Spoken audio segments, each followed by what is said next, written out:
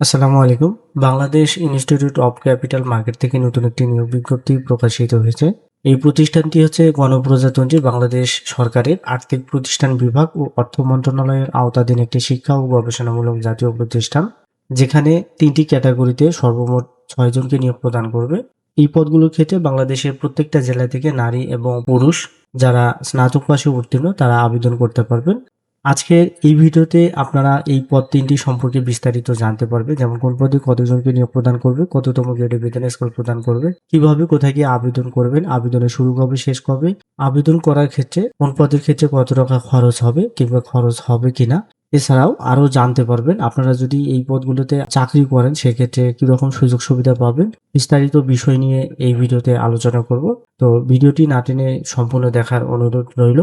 সার্কুলারের প্রথমের পদটি হচ্ছে প্রভাষক, সর্বোচ্চ বয়সসীমা হচ্ছে ৩২। এই পদে ৪ জনকে নিয়োগ প্রদান করবে।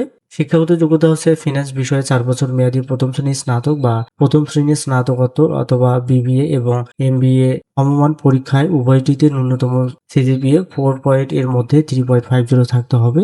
এসএসসি এবং এইচএসসি উভয়টিতে কমপক্ষে জিপিএ 5 পয়েন্টের মধ্যে 4 পয়েন্ট থাকতে হবে। মূল বেতন হচ্ছে ৪৫,০০০ টাকা এবং অন্যান্য ভাতাদি সহ প্রারম্ভিক সর্বমোট হচ্ছে ৭০,৫০০ টাকা। সহকারী রেজিস্ট্রার পদে ১ জনকে নিয়োগ প্রদান করবে। সর্বোচ্চ বয়সসীমা হচ্ছে ৩২। সরকার অনুমোদিত বিশ্ববিদ্যালয় থেকে যেকোনো বিষয়ে ৪ বছর মেয়াদী স্নাতক বা স্নাতকোত্তর ডিগ্রি, স্নাতক বা স্নাতকোত্তরে যেকোনো একটিতে প্রথম শ্রেণী বা বিভাগ বা সিজিপিএ 4 পয়েন্টের মধ্যে 3 পয়েন্ট থাকতে হবে। এসএসসি ও এইচএসসি যেকোনো একটিতে প্রথম শ্রেণী বা বিভাগ বা জিপিএ 5 পয়েন্টের মধ্যে 3.75 থাকতে হবে।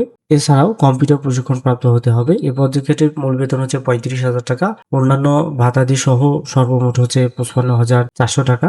সহকারী লাইব্রেরিয়ান পদে ১ জনকে নিয়োগ প্রদান করবে। এই পদের ক্ষেত্রে শিক্ষাগত যোগ্যতা হচ্ছে তথ্য বিজ্ঞান ও গ্রন্থাগার ব্যবস্থাপনায় ৪ বছর মেয়াদী স্নাতক বা স্নাতকোত্তর ডিগ্রি, স্নাতক অথবা স্নাতকোত্তর ডিগ্রি যেকোনো একটিতে সিজিপিএ 4 পয়েন্টের মধ্যে 2.5 থাকতে হবে এবং এসএসসি এইচএসসি যেকোনো একটিতে জিপিএ 5 পয়েন্টের মধ্যে 3.50 থাকতে হবে।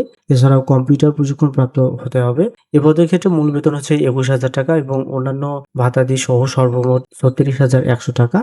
এখানে আবেদনকারী শর্তাবলী হিসেবে উল্লেখ করা রয়েছে আগ্রহী প্রার্থীর নাম, পিতার নাম অথবা স্বামীর নাম, মাতার নাম, বর্তমান ও স্থায়ী ঠিকানা, জন্ম তারিখ আপনার হচ্ছে ৩০ এপ্রিল ২০২৬ খ্রিস্টাব্দ তারিখ অনুযায়ী হতে হবে। জাতীয়তা, নিজ জেলা, শিক্ষাগত যোগ্যতা ও অভিজ্ঞতার বিবরণ সহ বিআইসিএম এর ওয়েবসাইট হতে সংগৃহীত আবেদন ফর্ম নমুনা মোতাবেক স্বাক্ষরযুক্ত আবেদনপত্র ও প্রামাণিক দলিল, সনদপত্র, নম্বরপত্রের সত্যায়িত অনুলিপি সহ ডাকযোগে এই ঠিকানায় আপনাকে আগামী ৩০ এপ্রিল ২০২৬ খ্রিস্টাব্দ তারিখের মধ্যে পৌঁছাতে হবে। ঠিকানাটি এখানে দেওয়া রয়েছে। এরপর এখানে বলা হয়েছে নিম্নে বর্ণিত দলিলপত্রাদির অনুলিপি প্রথম শ্রেণীর সরকারি কর্মকর্তা কর্তৃক সত্যায়িত করে আবেদনপত্রের সাথে সংযুক্ত করতে হবে।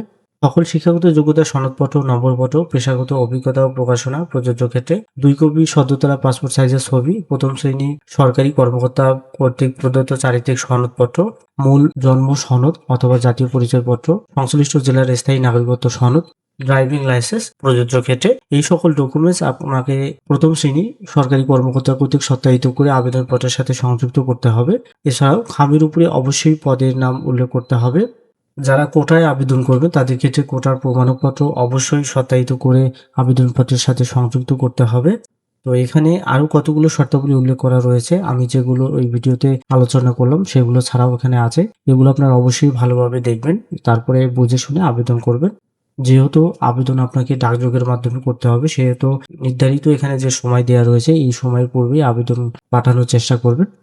তো আজ এ পর্যন্তই, দেখা হবে আবারও নতুন কোনো নিয়োগ বিজ্ঞপ্তির ভিডিওতে। সেই পর্যন্ত ভালো থাকবেন, সুস্থ থাকবেন। আল্লাহ হাফেজ।